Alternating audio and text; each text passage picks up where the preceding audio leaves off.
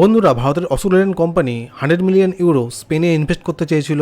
অসুরল্যান্ডের subsidiary company switch mobility এই invest বন্ধ করে দিয়ে সেটা ভারতে বিনিয়োগ করতে চলেছে। ইউরোপে ইলেকট্রিক গাড়ির চাহিদা দিনের পর দিন বাড়ছে, আর সেই চাহিদার দিকে লক্ষ্য রেখে ভারতের কোম্পানি সুইচ মোবিলিটি স্পেনে একটি ম্যানুফ্যাকচারিং সাইট দেখেছিল, যেখানে ইলেকট্রিক বাস ম্যানুফ্যাকচারিং করা যায়। পরিকল্পনা এটা ছিল যে এইখানে উৎপাদন করা বাস পুরো ইউরোপ সমেত মধ্যপ্রাচ্যের দেশগুলোতে রপ্তানি করা হবে। কিন্তু সেই জল্পনা উড়িয়ে দিয়ে এখন শোনা যাচ্ছে যে ভারতে সুইচ মোবিলিটি তার কারখানা স্থাপন করতে চলেছে এবং এইখান থেকেই ইলেকট্রিক বাস ইউরোপ ও মিডল ইস্টের কান্ট্রিতে রপ্তানি করা হবে। ইউরোপের বাজারে চীনের গাড়ি তৈরির কোম্পানি বিওয়াইডি একাই অনেকটা মার্কেট শেয়ার নিয়ে বসে আছে। এর জন্যই সুইচ মোবিলিটি বিওয়াইডি কে ওই পজিশন থেকে সরাতে চায়, আর এর জন্যই অশোকল্যান্ডের এমন একটি ম্যানুফ্যাকচারিং বেস দরকার, যার জন্য এটি নতুন জায়গা খুঁজছে সুইচ মোবিলিটি, যেখান থেকে সব জায়গার অ্যাক্সেস পাওয়া যাবে। ইতিমধ্যে স্পেন থেকে 400-এরও বেশি ইলেকট্রিক বাস অর্ডার পেয়েছে সুইচ মোবিলিটি। এটাও সম্ভাবনা আছে যে স্পেনের জন্য ইলেকট্রিক বাস হয়তো ভারতে উৎপাদন করা হবে। সুইচ মোবিলিটির প্ল্যান্ট প্রথমটি ইউকে ও দ্বিতীয়টি ভারতে অবস্থিত,